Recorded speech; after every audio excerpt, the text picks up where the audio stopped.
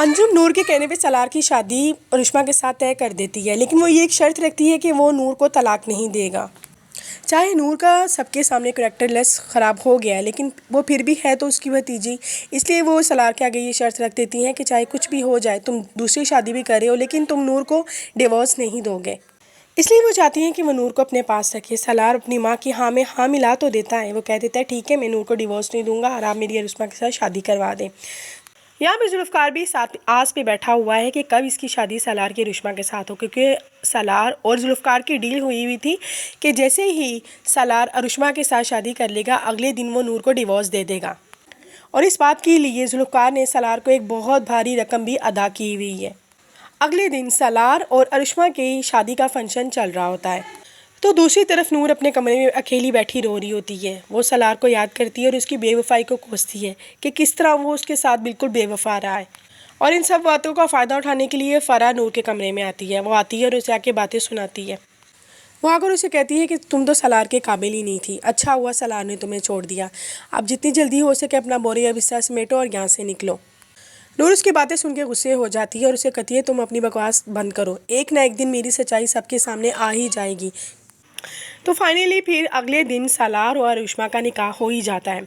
सलार और रुश्मा को अपने रूम में लेकर आता है और नूर को बड़े ही बेदर्दी के साथ अपने रूम से बाहर जाने को बोल देता है।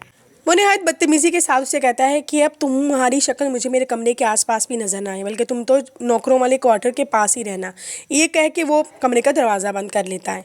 नूर होती ही वहाँ से चली जाती है। अगले दिन जुल्फ़कार तलाक के सारे पेपर तैयार करके सलार के पास आने के लिए तैयार हो जाता है।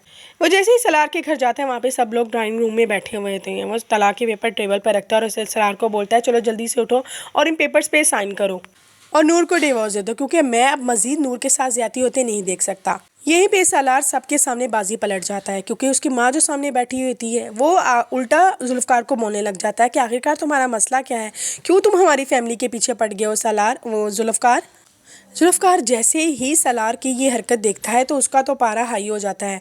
वो कहता है कि तुम्हारा दिमाग ठीक है, तुम क्या कह रहे हो। आगे से सलार कहता है कि मैं इतना बेगैरत नहीं हूँ जो अपनी बीवी को डिवोर्स दूँ और तुम्हारे हवाले कर दूँ। जुल्फ़कार अपनी जगह से उठता है और सलार के को गिरेबान से पकड़ लेता है। वो कहता है कि तुम अपनी जगह से कैसे मुकर सकते हो, तुमने मेरे साथ बात की थी, तुमने मेरे साथ कहा था कि जैसे ही तुम्हारी रुश्मा के साथ निकाह हो जाएगा तो तुम नूर को डिवोर्स दे दोगे। पास ही नूर बैठी होती है, वो सारा तमाशा देख रही होती है। वो उल्टा जुल्फ़कार को गुस्से से बोलती है। वो कहती है कि मैं तो तुम्हें कितना शरीफ इंसान समझती थी, लेकिन तुम तो इंतहाई घटिया इंसान निकले हो। वो कहती है कि तुमने मुझे ख़रीदने के लिए तुमने सौदा किया, तुम ऐसे इंसान निकले। आगे से जुल्फ़कार उसे एक्सप्लेन करता है नहीं नूर, तुम गलत समझ रही हो, ऐसी कोई बात ही नहीं है। वो उसे कहता है कि सलार ने तुमसे मेरी कीमत मांगी थी। वो कह रहा था कि उसने जितनी मुंह से मांगी कीमत मैंने उतनी ही कीमत दे दी, सिर्फ इस बात के लिए ताकि तुम्हारी इस खबीस इंसान से जान छुड़वा सकूं। मैं तुम्हारा पीछा सिर्फ इंसान से छुड़वाना चाहता हूँ। लेकिन नूर उल्टा उस पर और ज़्यादा गुस्सा हो जाती है। वो कहती है कि तुम अपनी बकवास बंद करो और ख़बरदार आइंदा जो कभी तुमने अपनी ज़ुबान से मेरा नाम भी लिया और उठो और यहाँ से दफ़ा हो जाओ। ये सब कुछ सबके सामने हो रहा था और सब बैठे देख रहे होते।